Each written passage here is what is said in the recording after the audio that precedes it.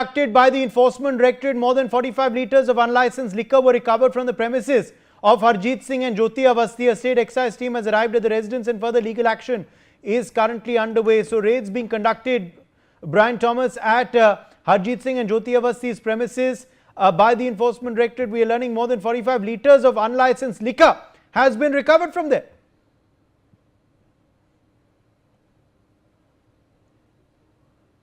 I actually spoke to them about the arrest that he was rather arrested by the excise department, and then clearly because there were many such liquors, international and national Indian liquors were found at his foreign liquors were found at his residence, and he was arrested. He stated the fact that it's on call. I mean, we've recorded the entire conversation that we will play out for our viewers who are watching us on television right now. So clearly the entire conversation, he stated that yes, he was arrested and he got a bail the next day, and he further did not want to comment on it. I kept on asking him the question why he was arrested. He had these liquors and that is the reason why he was arrested, and he was saying he did agree that yes, he was arrested, but apart from that he did not speak a lot of details. Apart from that, he even stated that his phone and his laptop. But Brian, let's just talk a bit about the raids now and the charges that they are facing. So over 45 litres of unlicensed liquor found at the residence of Singh and Awasthi. That means obviously that they are liable to be booked now under the Excise Act as well. Because of this, any other recoveries that your ED sources are telling you have been made at their premises? And what are the other stringent charges that they are facing by the ED? Well, clearly. Uday, clearly, ED has made it very clear, and they've listed out a proper statement also. All the funds that have been there, the funds that was used as a foreign funds that they were getting, they were all illegal. There was a remittance of 6 crore also that happened from 2021 to 2025. That is being checked itself. Now, there was a proper 15-hour raid, and that is in the conversation I had with Harjeet Singh itself. Again, like you mentioned itself, there were liquors also that was found at his very residence, and he was arrested because of that. It was additional liquors. Apart from that, what we have the statement also, clearly he has stated that his climate action network, this agency, he traveled to Bangladesh, like I mentioned, he traveled to Pakistan, and again, the timing is very important, Uday. We need to note that when he traveled to Bangladesh uninvited, but he says that he was invited when he traveled to Bangladesh. That happened in the year, in the month of March, that where the anti-India protests were also going on in Bangladesh, and he met a lot of unidentified people also in Bangladesh, and same happened with Pakistan itself. Not only that, when we open the statement itself, we get an understanding that the ED claims there were foreign funds itself shown as consultancy fees originated from overseas entities such as the CAN, which is the Climate Action Network, and Standard. And we asked these questions. He was also, when he was answering, he was fumbling. He couldn't answer a lot of questions when NewsX started confronting them, started asking them questions, and that video we will also be playing out in a while now there. Yes.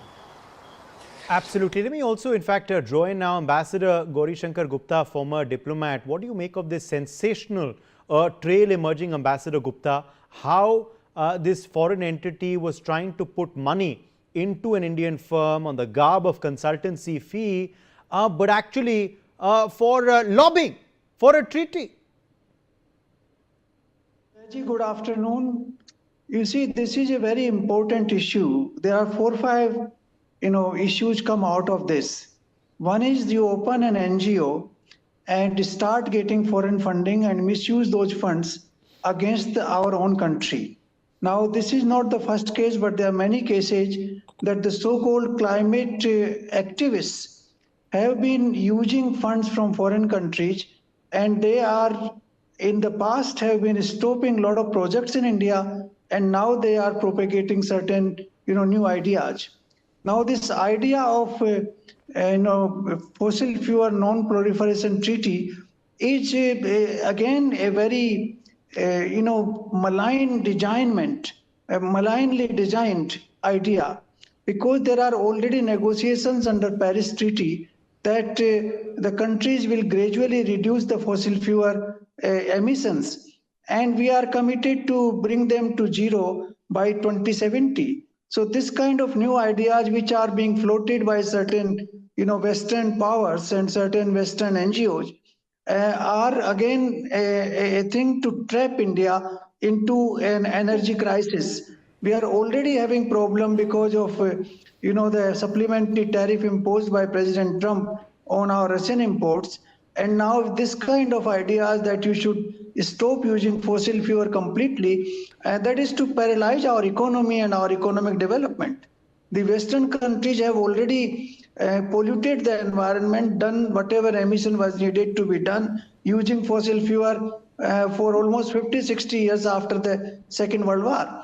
And now they are, using these new designs against developing countries like India, so that India's growth is, stunted, and they are not able to, grow at a desired pace, so that the poverty does not, poverty stays in the country, and the country is not able to develop, economic strength.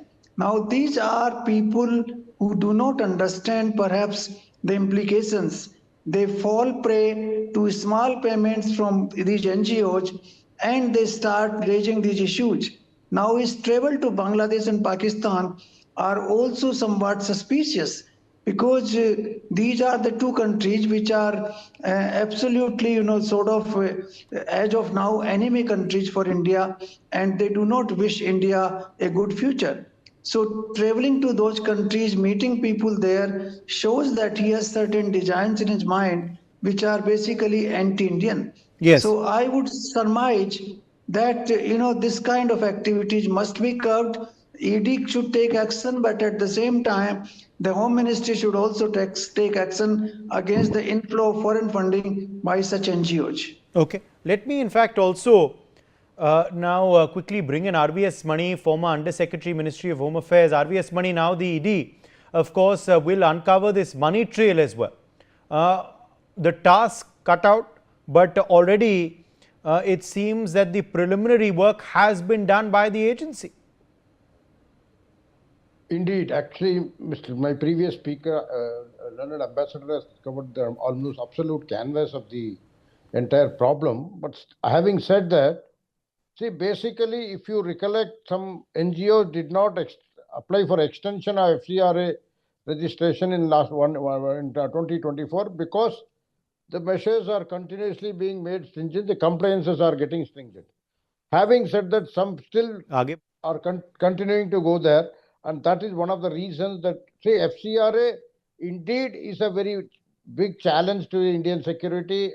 We all know that, whether they do through the demographic changes, or setting up religious institutions, or conversion areas, or even narrative settings like the earlier we had the green peace type of movement. This is also something similar to that.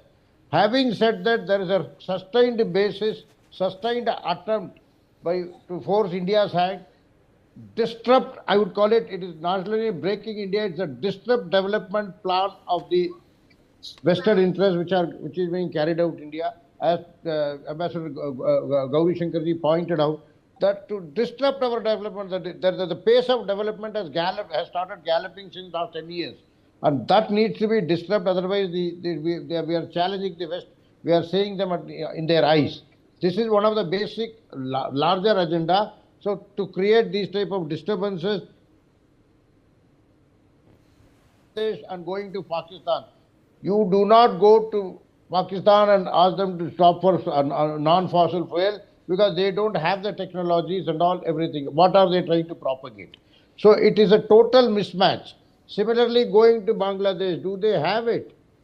Even Tista water accord has not been signed. There are some issues there. Having said that, are we also getting into something much bigger than what has been brought out, that it's a mere NGO getting into anti-India activities, or we are into... Yes, and also, what is very suspicious, RVS Mani, are these visits to Bangladesh at the garb of a lecture, but then meeting with unconnected individuals there. Then a Breathe Pakistan summit visit as well. That is what I was coming to, that whether visiting Pakistan, who are you lobbying with? What was his purpose? See, going to Pakistan, you have to give a declaration. There are several procedures for that. How did he get into Pakistan? And what was the purpose? Whom did he meet? And what is it? Because we have had very recent cases in this NewsX channel. We have discussed about the Pearson Airport gold heist. That was also something where some connected persons in India were running a startup which they closed after the Pearson Airport issue happened. This is, as per my information, the same lineage. Similarly, going to Pakistan, so everywhere there is a challenge, everywhere there is a disrupt India, disrupt development challenge, everywhere there is a breaking India force. And everywhere the energy security, we are coming to energy security by virtue of the new ethanol policy, that the dependency on the petrol will be reduced to a great extent. And make no mistakes, and there also a narrative is being said, but I have a technologist in my family who says that there is no tweaking required. It is all perfectly okay to add 20% ethanol with mixed together. So to that extent I am very sure about it. Still the narrative is running, and these type of fossil fuel ban policy and avoidance policy and all, it is simply narrative. What are they aiming at? You know, and Ambassador Gupta, this is a pattern also emerging, where you have, you know, in the garb of climate, all of this being done. Now, this, if this move to actually proliferate this treaty, to promote this and to ratify it, could have really compromised our national energy security. Yes, Udayji, you see, this has been an issue that Western countries have used fossil fuel for their own development for 60 years. And now they are denying that fuel to the developing countries in the name of, climate issues. Now, this has been raised in many times, particularly on COPs, in COPs at, different summits, starting from Earth Summit in Rio in 1992, that, you have contaminated the environment, the water bodies and the earth, and now you are blaming us for that. Even today, the India's emission is one of the lowest on per capita basis in the entire world. Though the US is developed country, but US is the top emitter in the world even today. And they are trying to deny us the legitimate energy requirements of our country. Basic idea is that India should not economically grow, so that its strength is not there, and therefore they would be able to issue instructions from Washington and from European capitals, and India should obey those instructions.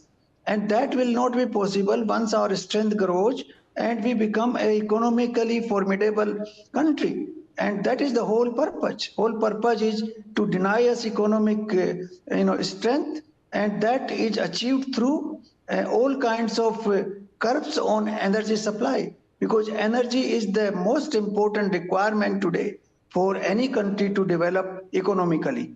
So these are all plots, by these countries, but some of our nationals also, without knowing the implications, get trapped into this for small money. These kind of monies are small monies. They send them to their accounts or for some purpose and instruct them from, to do certain things. They do not understand full implications. So we should also talk to these people and tell them that this is not what you are. At the same time, we should tighten the inflow of foreign funds for all NGOs. Whoever the Yes. NGO may pertain to, Yes. those funds must be tightened and Yes. monitored very, very properly. All right, let's take a look now at which foreign NGOs and entities are involved in facilitating